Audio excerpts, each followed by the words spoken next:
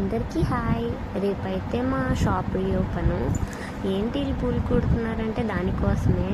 మా ఇంట్లో ఏ ఫంక్షన్ వచ్చినా సందడిగా ఉంటుంది.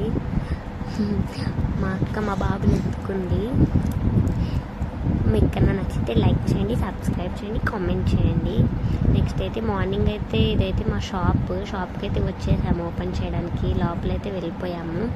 పాలు పొంగించాలనేసి అందరూ పాలు పొంగిస్తాము. ఇప్పుడు మా చిన్న అత్తయ్య, మా వదిన, ఇదైతే దేవుడి గదని అక్కడ ఫిక్స్ చేసాము.